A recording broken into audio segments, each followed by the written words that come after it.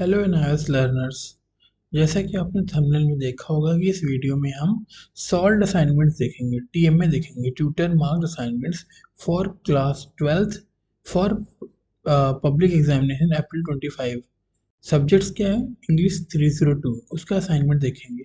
ये solved assignments हैं, ठीक है। जो स्टूडेंट एग्जाम दे रहे हैं अप्रैल 25 का थ्योरी एग्जाम, उनके असाइनमेंट जो है दिसंबर जनवरी में अपलोड होंगे, उसके सॉल्यूशंस मैं आपको प्रोवाइड करा रहा हूँ।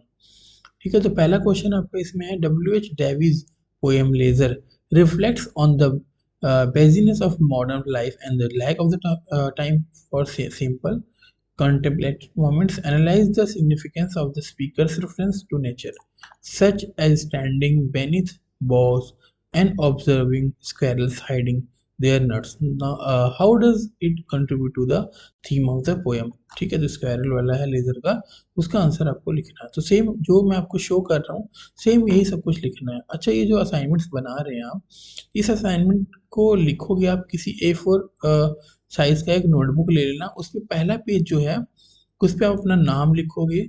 ठीक है, नाम के साथ साथ आपका कोर्स, सेकेंडरी सीनियर सेकेंडरी क्या है, ये सेकेंडरी सीनियर सेकेंडरी लिखोगे। ठीक है, सब्जेक्ट्स क्या है वो लिखोगे। ठीक है, और आपका स्टडी सेंटर जो भी है वो लिखना है, वो लिख सकते हो। और अपना जो है फ़ोन नंबर भी लिख सकते हो इसमें। ठीक है, वैसे बेसिक डिटेल्स क्या, अपना नेम होना चाहिए, रोल नंबर होना चाहिए। ठीक है, ये दो मेन चीज़ें हैं। ठीक है, उसके बाद स्टडी सेंटर आता है और सब्जेक्ट कोड आता है। ठीक है, name, roll number, subject code, फिर स्टडी सेंटर, ये चार चीज़ें जरूर लिखना। ठीक है, अब इसका आंसर की बात करें हम, इसका आंसर यहाँ से आप देख सकते हैं, स्क्रीनशॉट ले लीजिए या वीडियो को पॉज करके लिख लीजिए आप। ठीक है, एंड देन आपका क्वेश्चन नंबर सेकंड है, how can one strike a balance between mitigating the adverse impact of the television consumption and harnessing its positive aspects, incorporating the measures to address potential drawbacks while optimizing the benefits। ठीक है, तो इसका answer जो है आप यहाँ से देख सकते हैं, यहाँ से आपको इसका आंसर लिखना है।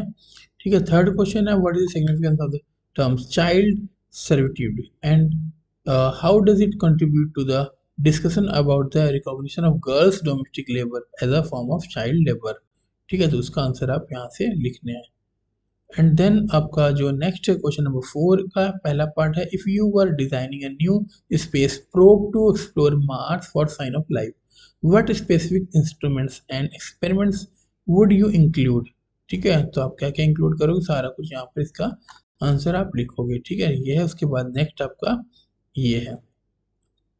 ठीक है, उसके बाद क्वेश्चन नंबर 5 है, A part, how does the reservation chart हेड the hotel staff in effectively managing room reservation, check in and checkout procedures, provide specific examples of this chart contribute to the overall efficiency of the hotel's reservation system. तो ये थोड़ा सा लेंदी है आपको। ठीक है, तो इसका आंसर आपको वीडियो को पॉज करके या स्क्रीनशॉट लेके लिखना होगा। ठीक है, अगर इसका पीडीएफ चाहिए तो आप कमेंट सेक्शन में कमेंट करके इसका पीडीएफ ले सकते हैं। ठीक है, तो ये आपका प्रोजेक्ट था। प्रोजेक्ट को भी मैंने सॉल्व कर रखा है। ठीक है, तो प्रोजेक्ट में जो आंसर है, case history of a girl child denied the right to education, story of Ayesha है। ठीक है, तो स्मॉल विलेज है ना, ये सब बना के लिख लेना आप, सेम ये लिख लेना आप। ठीक है, ये थोड़ा सा लेंदी है क्योंकि प्रोजेक्ट थोड़ा सा लेंदी होता है। आप यहाँ से इसके सारे जो है आंसर्स जो है कॉपी पेस्ट करके असाइनमेंट्स बना सकते हो। अगर असाइनमेंट्स अपलोड करने में कोई इशू है तो हमें कांटेक्ट कर सकते हैं आप, हम आपकी हेल्प करेंगे असाइनमेंट्स अपलोड करने में। ठीक है, मिलते हैं फिर नेक्स्ट वीडियो में।